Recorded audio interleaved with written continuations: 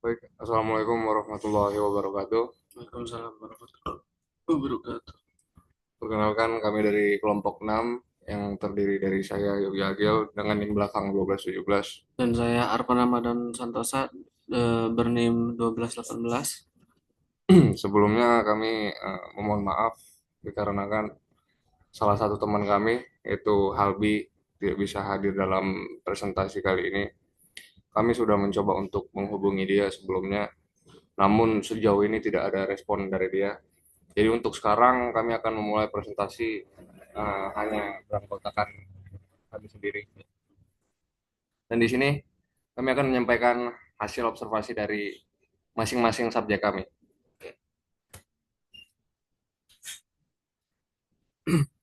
Perkembangan sosial emosi merupakan aspek penting pada anak usia prasekolah karena masih berkaitan langsung dengan kemampuan anak untuk mengenali emosi, mengatur perasaan, serta berinteraksi dengan lingkungan sosial. Pada usia 4 sampai 6 tahun, anak mulai belajar bekerja sama, mengikuti aturan, dan mengekspresikan emosi wajar melalui aktivitas bermain. Namun, di lapangan masih sering ditemukan perbedaan antara teori perkembangan sosial emosional dengan perilaku nyata anak saat bermain. Oleh karena itu, observasi ini dilakukan untuk melihat secara langsung bagaimana perilaku sosial emosional ini anak muncul dalam situasi bermain sehari-hari di lingkungan rumah. Dan tujuan dari observasi eh, kita kali ini untuk mendeskripsikan perkembangan sosial emosi anak usia prasekolah melalui aktivitas bermain di lingkungan rumah. Fokus observasi diarahkan pada bagaimana anak mengekspresikan emosi, mengatur diri saat menghadapi konflik, menunjukkan empati, menjalin interaksi sosial, serta bersikap mandiri dalam kegiatan bermain. Dengan hasil observasi, tentu diharapkan dapat memberikan gambaran nyata tentang perkembangan sosial emosional dalam konteks alami. Yang pertama, subjek dari saya sendiri yaitu adalah seorang anak laki-laki berusia 5 tahun yang tinggal di Kampung Bulak, Rawang. Observasi dilakukan selama 3 hari, waktu sore hari saat anak bermain bersama teman sebayanya. Metode yang digunakan adalah observasi partisipatif, di mana saya sendiri sebagai observer terlibat langsung di dalam situasi bermain. Teknik pencatatan data menggunakan checklist indikator, perilaku, dan anekdotal record untuk mencatat perilaku anak secara naratif dan kontekstual. Terus berdasarkan hasil observasi selama 3 hari ini, subjek menunjukkan perkembangan sosial emosional kurang konsisten di hari pertama karena butuhnya proses untuk mempertahankan kebersamaan pada saat bermain. Namun di hari kedua dan sampai ketiga cukup bisa konsisten dan adaptif dalam situasi bermain bersama teman sebayanya. Dari 25 indikator perilaku yang diamati, hanya 21 indikator muncul sehingga tingkat pencapaian perkembangan sosial emosional mencapai 81%. Perilaku yang muncul mencakup kemampuan mengenali emosi, mengatur diri, berinteraksi sosial, menunjukkan empati, serta kemandirian dalam bermain. Dari aspek yang pertama itu dari aspek kesadaran diri. Pada aspek kesadaran diri ini, anak mampu mengekspresikan emosi sesuai dengan situasi bermain seperti senang, kecewa, atau lelah. Tanpa menunjukkan reaksi berlebihan, anak juga mampu mengungkapkan keinginan maupun penolakan secara verbal dan non-verbal. Misalnya, tidak ingin bermain atau saat mengajak teman. Pengaturan dari salah satu aspeknya lagi pengaturan emosi. Eh, Anak terlihat mampu menenangkan diri setelah mengalami gangguan atau konflik ringan. Ketika ditegur oleh orang dewasa atau diganggu oleh teman, anak dapat menerima umpan balik dengan tenang dan kembali beraktivitas. Hal ini menunjukkan kemampuan regulasi emosi yang sudah berkembang dengan baik untuk usia prasekolah. Selanjutnya dari aspek empati, tampak jelas dalam perilaku anak selama bermain, anak menunjukkan kepedulian dengan cara mendekati teman yang kesulitan, membantu secara spontan, memberi jalan kepada teman maupun kendaraan yang lewat, serta tidak mengganggu teman yang sedang marah atau sedih. Anak juga mampu memahami kondisi sosial di sekitarnya dan menyesuaikan perilaku agar tidak merugikan orang lain. Aspek keterampilan sosialnya itu anak mampu menjalin interaksi positif dengan teman sebaya. Anak memperhatikan temannya terlebih dahulu pada saat ingin bermain, lalu bergabung dalam permainan tanpa memaksa apapun, bergiliran menggunakan alat bermain, serta menyelesaikan permainan tanpa konflik. Komunikasi yang digunakan cenderung non-agresif dan sesuai dengan konteks sosial. Perilaku ini menunjukkan bahwa anak memiliki kemampuan bekerja sama, memahami aturan sosial tidak tertulis, dan menjaga hubungan sosial selama bermain. Dari aspek kemandirian sosial, dan pada aspek ini, yaitu anak mampu memilih permainan sendiri, mengambil dan mengembalikan alat bermain tanpa bantuan, menghentikan perilaku bahaya setelah diingatkan, serta menyelesaikan tugas sederhana hingga tuntas. Anak tidak selalu bergantung pada orang dewasa dalam mengatur aktivitas bermainnya.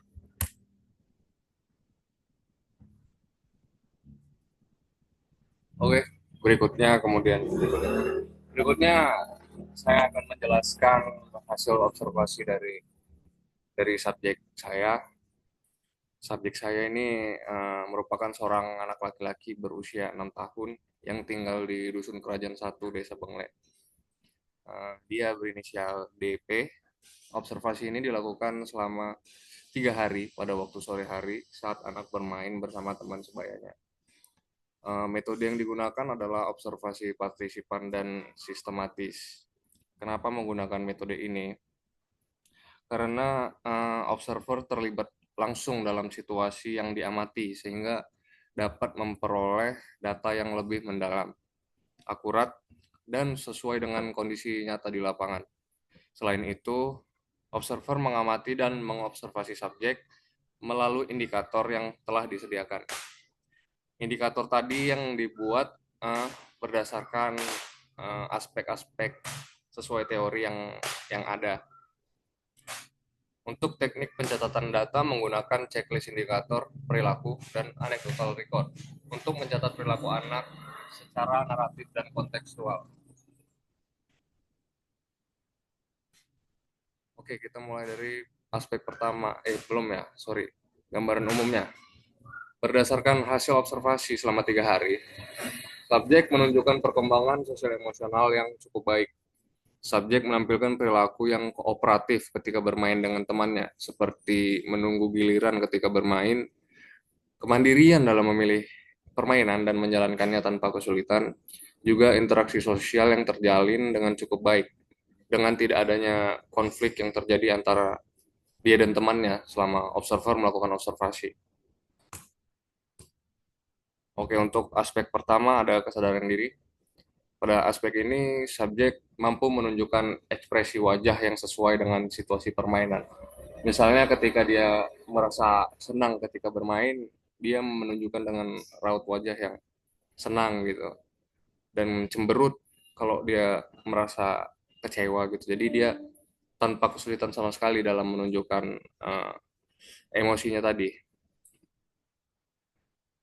Subjek juga mampu untuk memilih mainan sendiri tanpa harus diarahkan oleh orang dewasa. Berikutnya, aspek pengaturan emosi. Pada aspek ini, subjek mampu mengikuti alur bermain meski harus menyesuaikan diri dulu. Maksudnya adalah, walaupun mungkin dari dalam diri dia tidak sesuai alur permainan yang ada sekarang ini, dia tetap harus, bukan tetap harus sih, dia tetap bisa menjalankannya tanpa halangan apapun gitu. Subjek juga terlihat selalu menunggu giliran ketika bermain tanpa harus merebut mainan dari temannya. Tidak ada perilaku agresif yang muncul dari subjek seperti melempar mainan hingga menginisiasi konflik. Artinya, subjek memiliki pengaturan emosi yang cukup baik ketika observasi dilakukan. Berikutnya, aspek empati. Pada aspek empati, subjek terlihat mudah untuk memberikan atau meminjamkan mainannya kepada temannya.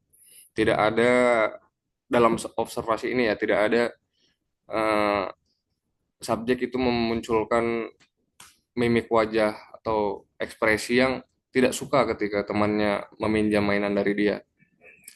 Tidak ada sanggahan juga ataupun perilaku yang menunjukkan bahwa subjek itu tidak terima ketika mainannya dipakai. Subjek juga menyesuaikan arah tubuh dengan lawan main subjek. Dengan kata lain, ia tidak membelakangi dan mengabaikan temannya. Ini menunjukkan perkembangan empati yang terbilang cukup baik untuk seusia si subjek. Berikutnya, aspek keterampilan sosial. Pada aspek ini, interaksi subjek dengan temannya tidak hanya terpaku secara verbal, namun ditunjukkan juga dengan cara nonverbal, seperti menunjukkan gestur, menunjuk sesuatu, ataupun melompat ketika dia senang. Subjek juga tidak mengabaikan teman yang mengajaknya berbicara. Ia dengan langsung merespon temannya tanpa harus menunggu waktu yang lama. Selama observasi dilakukan, tidak ada indikasi konflik yang terjadi antara subjek dengan teman sebayanya. Dan hal ini menunjukkan perkembangan dalam keterampilan sosial yang cenderung baik. Berikutnya, aspek kemandirian sosial. Pada aspek ini, subjek cukup mandiri dalam bermain tanpa arahan dari orang dewasa ya. Subjek juga mampu mengeksplorasi mainan baru tanpa harus diajari ataupun mencari bantuan dari orang yang lebih tua dari dia.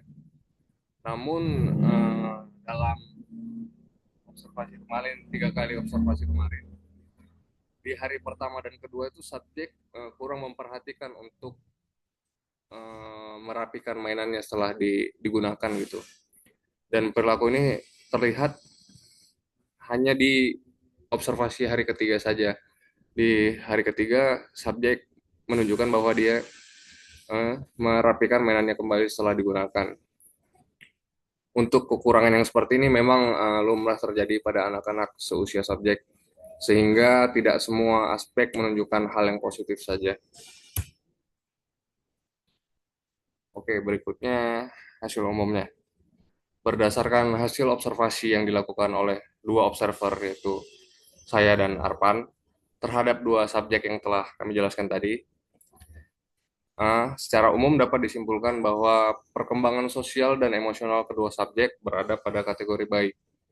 Seluruh subjek menunjukkan kemunculan perilaku sosial emosional yang relevan dengan 5 aspek dalam kerangka sosial emotional learning atau disingkat SEL. Itu ada kesadaran diri, pengaturan emosi, empati, keterampilan sosial, dan kemandirian sosial. Secara kuantitatif, hasil observasi menunjukkan bahwa subjek Arpan mencapai 84% indikator perilaku, sedangkan untuk subjek saya sendiri mencapai 76% indikator perilaku. Rumus yang kami gunakan di sini adalah rumus yang telah diberikan oleh dosen, yaitu F per N dikali 100%. Jadi perbedaan persentase tersebut menunjukkan variasi karakteristik subjek, namun secara umum seluruh subjek berkembang sesuai tahap usia prasekolah. Adapun kesamaan dari hasil observasi untuk kita kali ini, misalkan yang pertama itu pada aspek kesadaran diri, kedua subjek itu mampu mengekspresikan emosi sesuai situasi bermain setelah memilih permainan secara mandiri. Yang kedua, pada aspek pengaturan emosi, keduanya mampu mengendalikan diri, menunggu giliran, dan tidak menunjukkan perilaku agresif saat bermain. Dan yang ketiga, pada aspek empati, kedua subjek menunjukkan kepedulian terhadap teman, seperti berbagi mainan dan membantu teman yang mengalami kesulitan.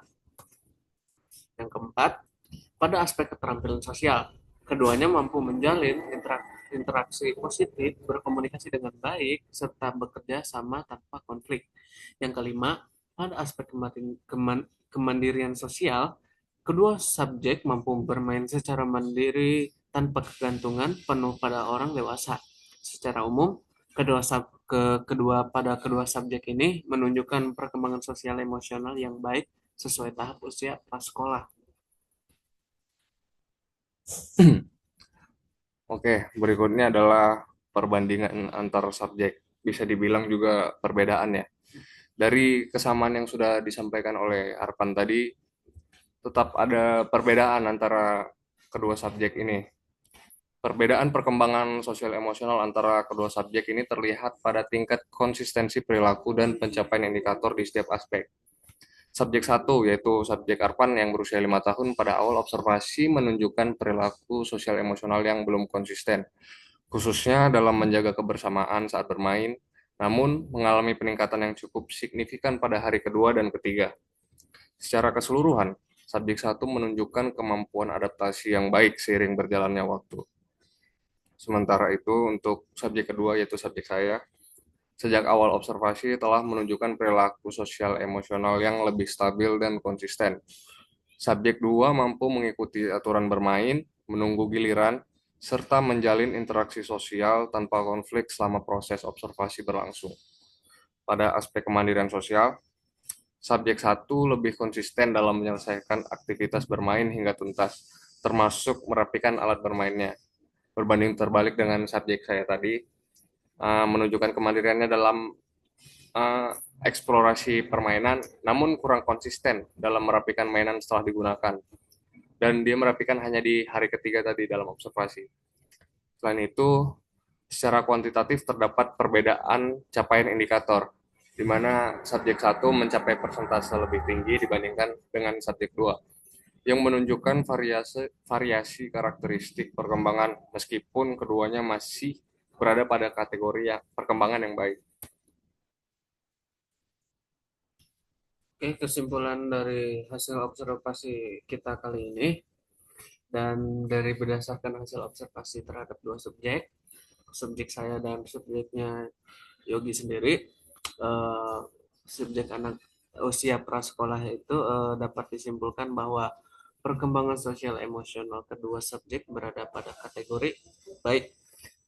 Kedua subjek menunjukkan kemampuan yang memadai pada 5 aspek sosial emosional, yaitu kesadaran diri, pengaturan emosi, empati, keterampilan sosial, dan kemandirian sosial yang tampak melalui perilaku bermain sehari-hari di lingkungan rumah. Meskipun terdapat perbedaan dalam konsistensi perilaku dan capaian indikator antara kedua subjek ini, perbedaan tersebut merupakan variasi yang wajar sesuai dengan karakteristik individu dan usia perkembangan anak. Oke, dikarenakan terdapat perbedaan konsistensi perilaku, uh, namun perkembangan anak itu bisa optimal apabila difasilitasi melalui lingkungan bermain yang aman, suportif, dan konsisten. Mungkin sekian untuk presentasi hasil observasi dari kelompok 6. Untuk segala kekurangannya mohon maaf. Terima kasih. Terima kasih. Assalamualaikum warahmatullahi Warahmatullahi wabarakatuh. wabarakatuh.